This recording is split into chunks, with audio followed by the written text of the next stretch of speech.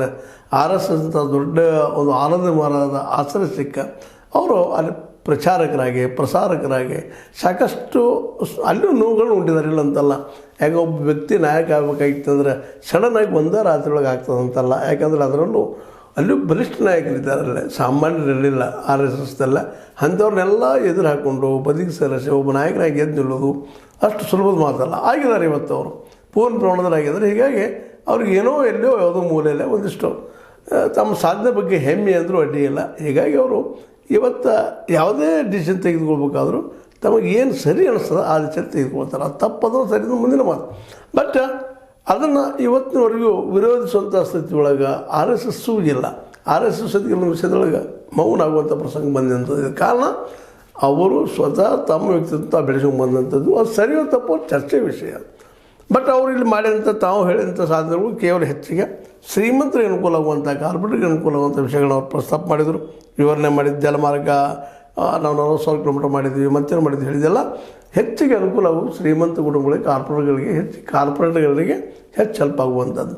ಆದರೆ ಸಿದ್ದರಾಮಯ್ಯರು ವಿಶೇಷವಾಗಿ ಇಲ್ಲ ಏನೋ ಒಂದು ಗ್ಯಾರಂಟಿ ಮಾಡಿರಲಿ ಮತ್ತೇನು ಮಾಡಿರಲಿ ಬಿದ್ದಂಥ ಸಮುದಾಯದ ಬಗ್ಗೆ ಹೆಚ್ಚು ಕಳಕಳಿ ಇಲ್ಲಿ ನಾವು ನೋಡ್ತಾ ಇದ್ವಿ. ಯಾಕಂತಂದ್ರೆ ಸಿದ್ದರಾಮಯ್ಯರು ಇಲ್ಲಿ ಗ್ಯಾರಂಟಿ ಕೊಟ್ಟಿದ್ದು ಎಲ್ಲ ಬಿದ್ದಂಥ ಸಮುದಾಯಕ್ಕೆ ಅವರು ಮಾಡಿದ್ದಾರೆ. ಇಲ್ಲಂದ್ರೆ ಅಕ್ಕಿ ಕೊಟ್ಟಿದ್ದಾರೆ ಮತ್ತು ರೈತಗೆ ಏನಪ್ಪ ಅಂತಂದ್ರೆ 3-4 ತಿಂಗಳಿಗೆ 200 ರೂಪಾಯಿ ಕೊಡುವಂಥ ಪ್ರಯತ್ನ ಮಾಡಿದ್ದಾರೆ.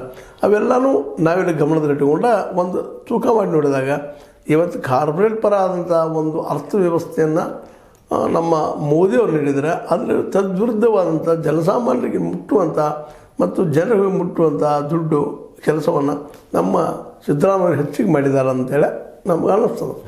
ಒಟ್ಟಾರೆ ಇಬ್ಬರು ಅವರು ಒಂದು ರೀತಿ BJP ಅಥವಾ ಅದಕ್ಕಿಂತ ಮುಖ್ಯ RSS ನೆಲೆಗಟ್ಟಿನಲ್ಲೇ ಒಬ್ಬ ನಾಯಕರಾಗಿ ಬೆಳೆದ್ರೆ, ಇವರು ಇದ್ದಂಥವ್ರು ಸಮಾಜವಾದ ನೆಲೆಗಟ್ಟಿನಲ್ಲೇ ಅಹಿಂದದ ನೆಲೆಗಟ್ಟಿನಲ್ಲಿ ಒಬ್ಬ ನಾಯಕರಾಗಿ ಒಬ್ರಿಗೊಬ್ಬರು ಸ್ಪರ್ಧಾಳುಗಳಿದ್ದರೂ ಸಹಿತ ಇಬ್ಬರು ಒಂದು ತಮ್ಮದೇ ಅಂಥ ಸೀಮಿತತೆಯಲ್ಲೇ ಮತ್ತು ಸಂಸ್ಕಾರ ಅಂತಿರೋ ಅಥವಾ ಮತ್ತೇನಂತಿರೋ ಅದಕ್ಕೆ ಆ ನೆಲೆಯಲ್ಲೇ ಒಬ್ಬರೊಬ್ಬರ ಟೀಕೆ ಮಾಡ್ತಾನೆ ತಾವು ಒಳ್ಳೆಯ ಸ್ನೇಹಿತರು ಅಂತ ತೋರಿಸಿದ್ದಾರೆ. ಇವರಿಬ್ಬರ ಈ ಒಂದು ಸಂದರ್ಭದ ಬಿಹೇವಿಯರ್ ಮಾತ್ರ ಬಹಳ ದಿನಗಳವರೆಗೆ ನೆನಪುಳಿಯುವಂಥದ್ದು. ಇಬ್ಬರು ಸಾಧಕರನ್ನ ತಪ್ಪೋ ಸರಿನೋ ಸಮಾಜದಲ್ಲಿ ಎಷ್ಟು ಪರಿಣಾಮ ಆಗೋದು ಅದು ಬೇರೆ ವಿಷಯ. ಬಟ್ ಇಬ್ಬರು ಸಾಧಕರ ಈ ಹಂತಕ್ಕೆ ಬರೋದು ಈ ವ್ಯವಸ್ಥೆಯಲ್ಲಿ ಯಾವ ಟೈಮ್ದಲ್ಲಿ ಆದರೂ ಒಬ್ಬ ವ್ಯಕ್ತಿ ಬೆಳೆದು ನಿಲ್ಲೋದು ಭಾಳ ಕಷ್ಟ ಅಂತ ಹೇಳ್ದ. ಇದನ್ನೆಲ್ಲ ದಿಶೆಯಲ್ಲಿ ಇದು ನೋಡ್ತಾ ಇರಿ ಅಂತ ಹೇಳ್ತಾ ಈ ನಮ್ಮ ಮೋದಿ ಮತ್ತು ಸಿದ್ದರಾಮಯ್ಯರ ಒಂದು ಏನು ಸವಾಲು ಪ್ರತಿ ಸವಾಲು ಇಲ್ಲೇ ಒಂದು ಒಳ್ಳೆಯ ಆಡಳಿತ ಆಗಲಿ ಅಂತ ಹೇಳ್ತಾ, ನಿಮಗೆ ಲೈಕ್ ಆಗಿರ್ಬೋದು, ಲೈಕ್ ಮಾಡಿ, ಶೇರ್ ಮಾಡಿ, ಕಮೆಂಟ್ ಮಾಡಿ, ಜೊತೆ ಸಬ್ಸ್ಕ್ರೈಬ್ ಮಾಡೋದು ನಿಲ್ಲಿಸಬೇಡ್ರಿ. H60 ನ್ಯೂಸ್ ಅರ್ಥಾತ್ ಹೇಗೆ ಸತ್ಯಕ್ಕೆ ವಂದನೆಗಳು.